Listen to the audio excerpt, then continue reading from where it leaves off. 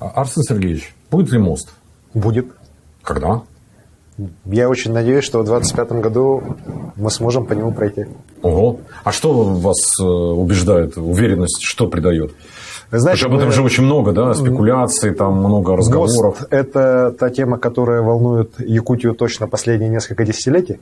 Вот. Но когда я в прошлом году стал главой республики, я с удивлением понял, что, к сожалению, этот проект для федерального правительства не то, что даже находится на какой-то полке ожидания, он вообще забыт и похоронен в силу ряда субъективных и объективных причин.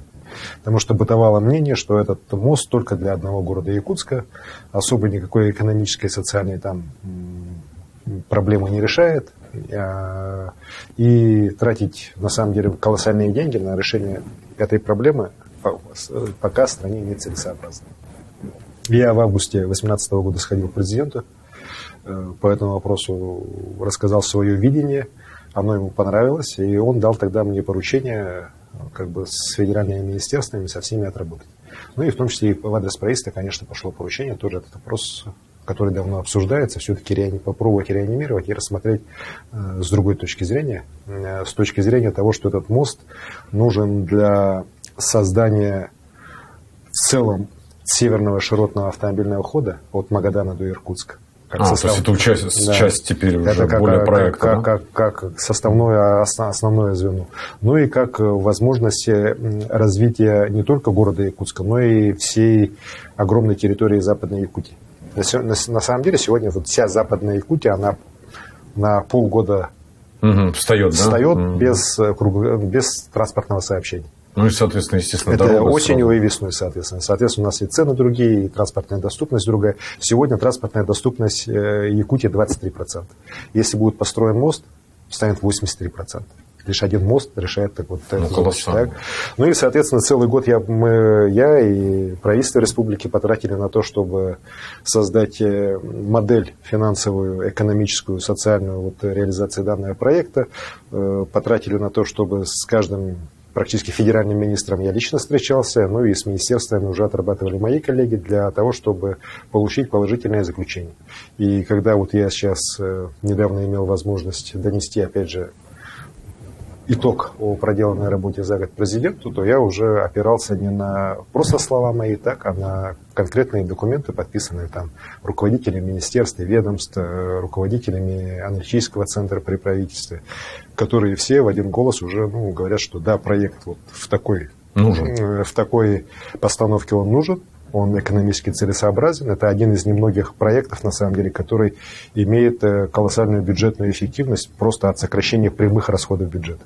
Вы знаете, что и Якутия, как ряд северных регионов, мы тратим колоссальные деньги на северный завоз.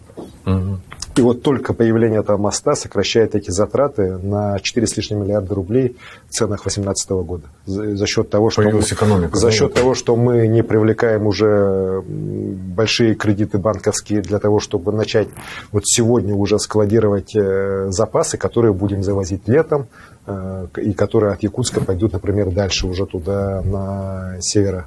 А мы сейчас уже с появлением моста практически в круглогодичном режиме можем уже до Якутска, по крайней мере, довозить. Ну, оттуда уже то, что нужно на север, будем оттуда. Окей, физически в каком состоянии проект? Сейчас он одобрен, да? Дальше что будет происходить? Сейчас должна быть проведена работа правительством для окончательного уже, скажем так, завершения процедур. Сегодня правительственная комиссия, например, во главе с Акимовым, она уже одобрила этот проект, он уже стоит, скажем так, в очереди на финансирование. Он уже одобрен на включение в комплексный план, но, как всегда, у нас источники финансирования – это епархия Министерства финансов, экономического блока, и, конечно, нужно решение. То есть, следующий этап, где надо защищать. Нужно решение председателя правительства. На самом деле, и Минфин, и Минэк, они уже предварительно положительное заключение дали.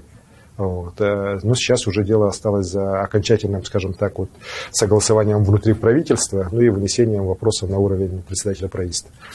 А сам проект, мы его предполагаем решать не в форме прямого бюджетного финансирования, потому что это мы понимаем, что затянется еще там на добрых 5-6 лет, да, только согласование, проектировать, а через механизмы частной конституционной инициативы, через которые ряд сейчас инфраструктурных проектов в нашей стране решается. И консорциумы, которые, по крайней мере, сегодня 2-3 есть уже, они очень серьезные, включают в себя крупнейшие госкорпорации, готовы, да? И финансовые институты развития нашей страны, и зарубежные крупные компании для того, чтобы этот мост они могли построить. То есть компетенции там привлечены очень серьезные. Например, даже я об этом и президенту говорил, японское правительство, например, даже японское правительство выделило грант, там, ну, не огромный, но, по-моему, там чуть менее $1 миллиона для того, чтобы были изучены свойства вантовых вот этих канатов, которые японцы производят. В условиях вот сверхнизких температур, перепада температур почти 100-градусного, для того, чтобы они могли тоже участвовать, ну, вот, через поставки тех или иных материалов в строительстве моста. То есть там уже международная кооперация тоже на очень высоком уровне. Здорово, спасибо. Теперь Арктика. Вот второе, наверное, то, что, с чем Якутия может быть, да, через что входить в какие-то проекты глобальные, да, это арктическая составляющая. В каком состоянии вот это, да, в последнее время же много об этом говорится, изменение климата улучшает, да, появляется какая-то тоже экономика в этом процессе. Как вот здесь вы смотрите на эти проекты, на развитие? Якутия, конечно же, арктический регион. Территория, вот, которая входит в арктическую зону Российской Федерации, у Якутии 1 600 000 квадратных километров. Огромная территория. И, конечно, без ее развития говорить о полноценном развитии региона не приходится. Но сегодня надо констатировать то, что последние вот годы, ну, после, скажем так, развала Советского Союза, Арктика у нас деградировала. И шел этот процесс постоянно. Даже вот за последние 8 лет, например, с 10 по 18 у нас население Арктики сократилось на 8%. У вас только, да, в Якутии? Только у нас в Якутии, а в других регионах даже больше, по-моему. Естественно, я считаю, что вот сейчас президент правильно делает, что дает, опять же, импульс для того, чтобы на Арктику определенные льготы в части реализации вот экономических проектов каких-то были распространены, те, которые сейчас действуют на Дальнем Востоке. Абсолютно правильный подход. Его надо, наверное, правильно вот выверить, все-таки с учетом специфики Арктики, с учетом, на самом деле, может быть, даже разницы развития регионов Арктики и их вообще климатические разницы, потому что сравнивать, например, Карелию и Чукотку, например, да, вот запад и восток страны, но это на самом деле немножко, может, даже некорректно. Вот. Но при всем при этом я считаю, что главное, мы все-таки должны думать о человеке, который сегодня живет в Арктике. Мы вот за этими, опять же, большими экономическими проектами не должны о людях забывать. Вот, к сожалению, сегодня же, это тоже очевидно, мы, когда занимались Дальним Востоком, реализовали проект, в некоторых случаях мы все-таки о людях как-то думали во вторую очередь. Вот. И что у нас получилось? Вот мы получили Приморье, получили Хабаровск. Вот. Это говорит о том, что все-таки люди, которые там живут, они все-таки нуждаются в определенных таких программах уже сегодня, а не завтра или послезавтра, когда что-то там заработает, придут налоги, может и не придут, кстати, так. Вот. И от этого жизнь их улучшится. И, естественно, для Арктики это особо важно. Вот я могу на своем примере сказать, я когда в этом году начал реально заниматься, ну, скажем так, вот арктической нашей повесткой, то первым делом я предложил нашему парламенту республики и нашим муниципалитетам обнулить ряд наших налогов. Транспортный налог, налог на имущество физических лиц, ну, для тех людей, которые там постоянно проживают. Ну, суммы на самом деле не очень маленькие, так, для самих там муниципалитетов и так далее, но для республики эта сумма вполне нормальная, там порядка 200 миллионов рублей, которые мы взяли на как расходы. Вы компенсировали муниципалитетам, мы муниципалитетам, да? Полностью все это компенсировали. Вот.